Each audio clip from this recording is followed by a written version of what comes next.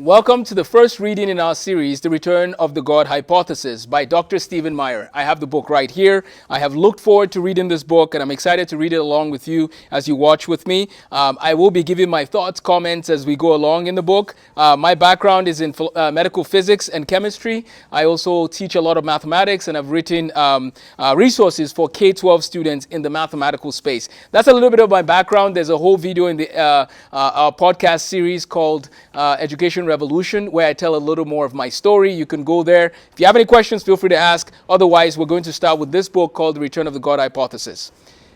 Dr. Stephen Meyer has also written Signature in the Cell and Darwin's Doubt. The first page here just says, Return of the God Hypothesis, 3 scientific discoveries that reveal the mind behind the universe. We are reading through his book as a way for some of my friends in Nigeria who don't have access to this book to learn what I'm learning. And then it's also a way for me to share some thoughts as a mathematician, well, as a chemist, medical physicist who loves math and philosophy. And so I'm going to add that as we go through the book.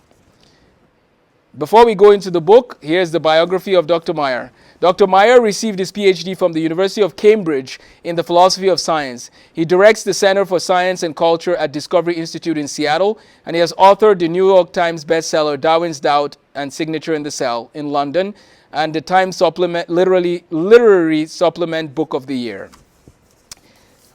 I have met Dr. Meyer, and it's been a pleasure it was a wonderful opportunity meeting him. It was a blessing. On the back of the book, there's a few people that have biographies, comments, but I will say one thing about one of them, Dr. James Tour. Dr. James Tour says, when you don't understand the details of living systems, ignorance permits discounting a creator. But when the details of science are thrust upon you, you are forced to ask, how on earth literally did that happen? Thus, the God hypothesis returns. Stephen Meyer convincingly drives the point home. How could it be this way? Only God. Dr. James Tour is a wonderful man. There's another day's story there. But Dr. James Tour is at Rice University. He's actually done a video not recently with Dr. John Lennox. So those are a lot of names. We'll get back to our book. But I just want you to understand in the field of the philosophy of science and the field of sort of intelligent design, understanding the relationship between science and faith and designing the universe, it is important to know some key people. So if you want to learn the apologetics as it relates to science, you would want to know Dr. Stephen Meyer because of his work in philosophy of science. His background is in physics. You would want to know Dr. John Lennox out of Oxford University. His background is in mathematics. And Dr. Lennox is one of the kindest people you ever meet. He loves Jesus, and he loves talking about truth. And ultimately, we could talk all day about apologetics, but what it really comes down to is what kind of lives do we want to live, and who are we going to live for? And ultimately, that goes back to knowing who Jesus is and what he has done for you. The book of Romans in the Bible talks about this in more detail. So we've talked about Dr. Stephen Meyer, Dr. John Lennox, Dr. James Tour. There are some people who have written on the fine-tuning argument specifically. Jay Richards has written a book called The Privileged Planet.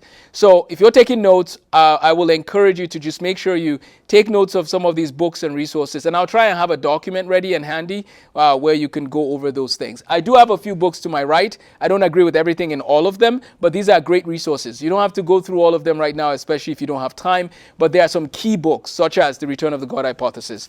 Let's dive in. Prologue. It was a public speaker's nightmare unfolding at a most inauspicious time. 18 minutes into my opening statement in a debate with physicist Lawrence Krauss, America's most prominent scientific atheist, I suddenly found that I no longer read my own PowerPoint slides. He could no longer read his PowerPoint slides. The brightly colored swirls, or auras, for me, a telltale sign of the onset of a debilitating migraine, had begun to fill my visual field as I looked out through the blaze of lights behind the video cameras in a packed auditorium at the University of Toronto. Speaking of the University of Toronto, by the way, that's where Jordan Peterson used to be, Dr. Jordan Peterson. And of course, Dr. Peterson and I theologically are not on the same page, but I will say this. There's a lot of things he's talked about that I agree with in encouraging people to take responsibility and live a life that, makes sense. Very good things that can help young men, don't get me wrong, and young women. But the University of Toronto and Dr. Peterson, there were some things that happened there that were not good. Dr. Peterson was trying to stand for what he believed and how he wanted to address things. And unfortunately, that didn't go well at that university. It is very unfortunate that many universities in America and Canada and in the Western societies have lost their bearing on basic truth. So if you're watching this in Nigeria, if you're watching this in other parts of the world, I do want to warn you that if you go to certain American universities, you might find out that some things are not making sense. Like Harvard has lost its bearing on certain things. We could go down the list. So I want you to be very careful when you come or when you engage with these universities, not to think that because it's a prestigious university, it's a good thing and you should take everything they say.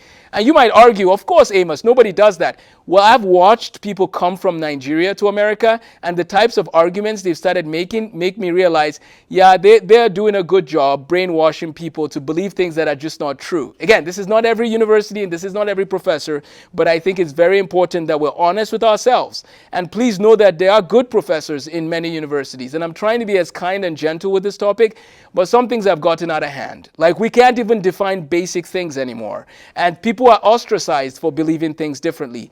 That's what happened at the University of Toronto. Sorry for the long interlude, but that's important to note for those watching. Intense light had often been a common migraine trigger for me, and it certainly was on that night in March 2016. As the auras spread, I began having trouble seeing not only the quotations and scientific diagrams on my slides, but Professor Krause himself in the audience as well.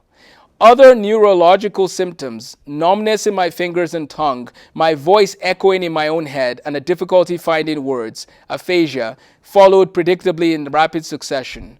I was able to make it through the remaining 7 minutes of my presentation by speaking more slowly and deliberately than I usually do, and in some cases by using less technical words. But as I descended from the podium and I was taken to a dark room, I felt both disoriented and disappointed. I realized it would now be difficult for me to say much in the ensuing roundtable following a third speaker about the main question of the forum, the one I specifically came to address or to discuss. The organizers of the forum had chosen the topic, "What's Behind It All? God, Science, and the Universe."